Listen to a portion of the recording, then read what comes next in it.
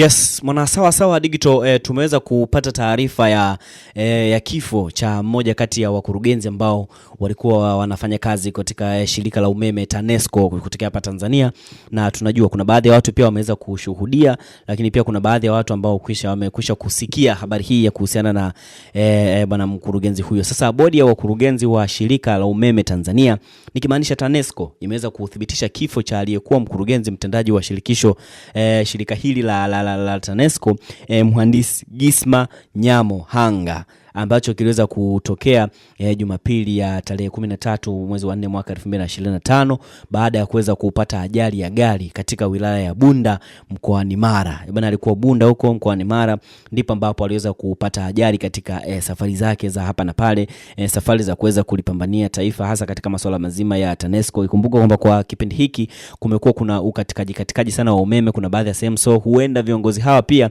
walikuwa wanaendelea kutatua matatizo kama hayo. Sasa ameweza kupata ajali na kuweza kufariki. Sasa kupitia taarifa rasmi ambayo imeweza kutolewa na TANESCO wenyewe, imeweza kutoa pole kwa familia ya marehemu, ndugu jamaa na marafiki, lakini pia wafanyakazi wote wa shirika la TANESCO, lakini pia pamoja na Watanzania kwa ujumla, ikieleza kuwa kifo cha mhandisi Nyamo Hanga ni msiba mkubwa sana kwa taifa, hasa katika swala mazima ya uchapakazi wake uchapakazi wake utakumbuka kwa baadhi ya watu wengi. Lakini pia inasemekana kwamba chanzo cha ajali hiyo ilikuwa ni dereva wake ambaye alikuwa anamuendesha, alikuwa anamkwepa muendesha baiskeli. Sasa mara baada ya kuweza kumkwepa muendesha baiskeli, vile ulivyokwepa tu ndo akaenda kukutana na lori na kuweza kusababisha ajali hiyo. Lakini pia taarifa nyingi zaidi au taarifa zaidi kuhusiana na mazishi, ratiba ya shughuli, maombolezo zitaendelea kutolewa kadri mipango ambavyo itakuwa imekamilika. Imeeleza shirika hilo la TANESCO kwamba inaonekana kwamba chanzo ni ajali ambayo pia imeweza kusababishwa na muendesha baiskeli. Kwa hiyo dereva ambaye alikuwa anamuendesha mkurugenzi